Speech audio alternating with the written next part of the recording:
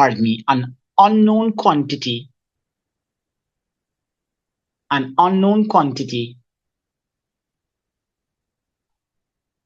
represented by a letter, an unknown quantity represented by a letter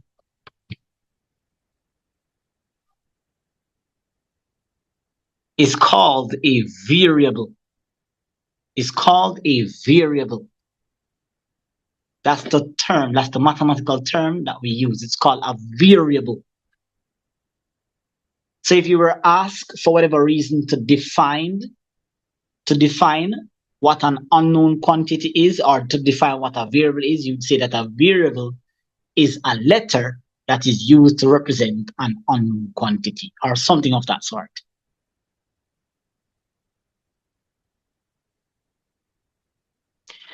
All right, now we're going to look at a variable that is more common to us, right? Something that we're going to see, because obviously we're not going to just see X, Y, A, B, P, and Q. And I know that there are students in here that has experience and be like, okay, sir, this is the easy part of algebra, right?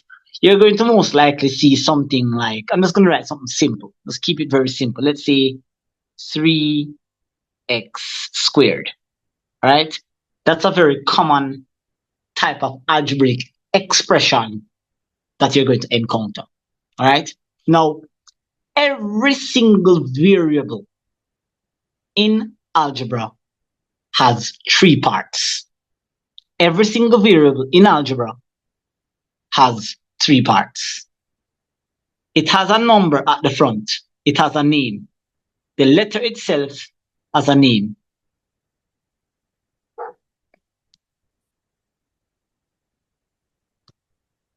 And the little number at the top here also has a name.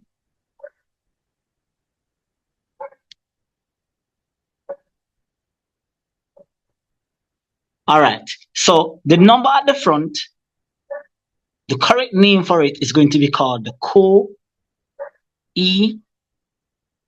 I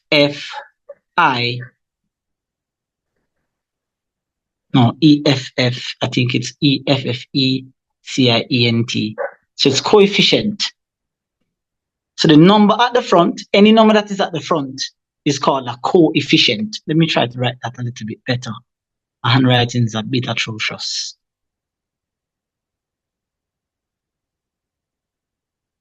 So any number that appears before a letter in algebra, we say it's called a coefficient. So that is COEFFICIENT.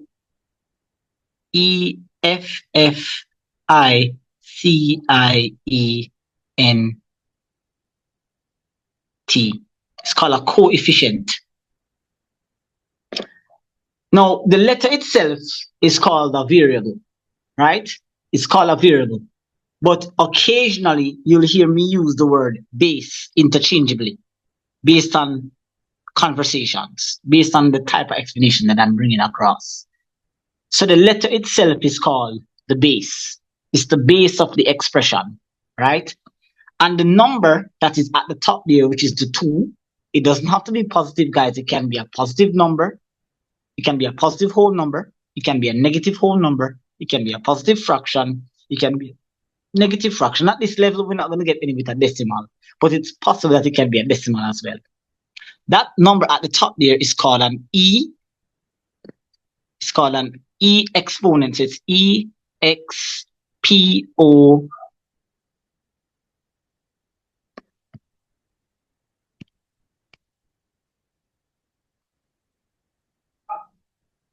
exponent.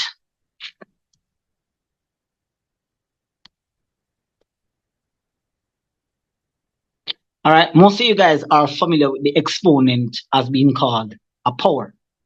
So we can also use the word a power as well, POWER. So it's called a power. All right. So every variable has these 3 parts. All right. It has a coefficient. It has a base. Otherwise, let me just put / variable.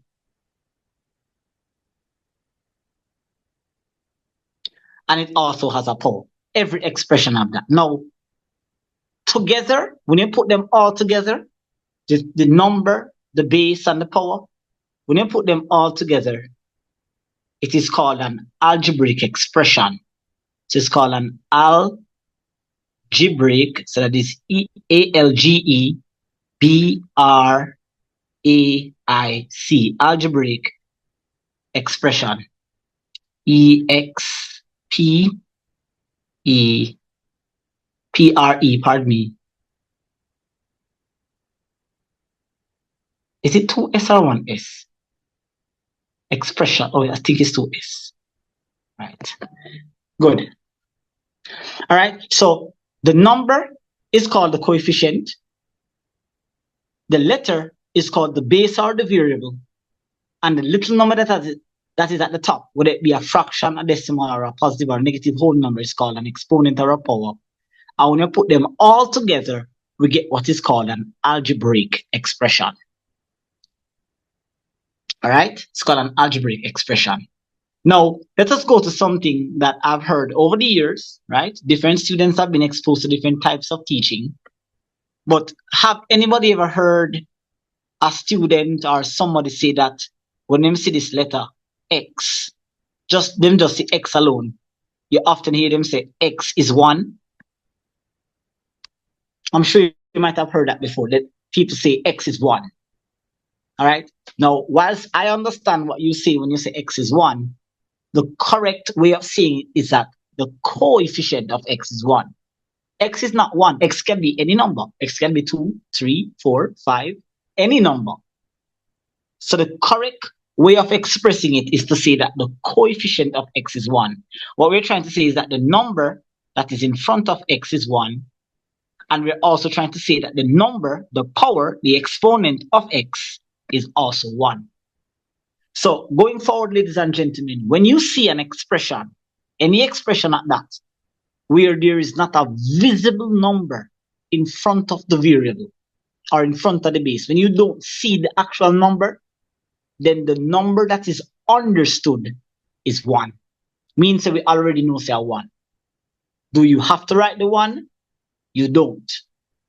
Do I write the 1? I never write the 1. I just know that it is a 1.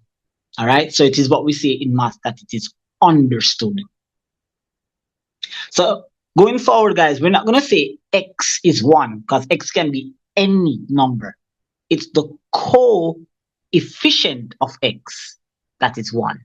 And also the exponent of X is 1. And this doesn't just apply to X. It just applies to any letter. That means if you see the letter A, that means the coefficient of A is 1 and the power of A is 1. If you see Y, the coefficient of Y is 1 and the power is 1. All right, so it goes for any letter of the alphabet, any letter that is being used in the algebraic expression.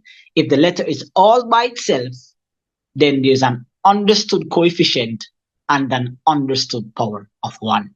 All right, everybody clear so far? Yes, sir. Very good. All right, another ambiguity that pops up is students get a little confused when they start to see a wide variety of different types of expression in math, right? And also another ambiguity is students tend to confuse and they use the word equation and expression in the wrong context. We're not talking about equations, guys. We're not at that stage as yet. So we won't be dealing with any equal sign. We won't be dealing with any transposition. All that we're talking about, guys, is an expression. An expression is not an equation.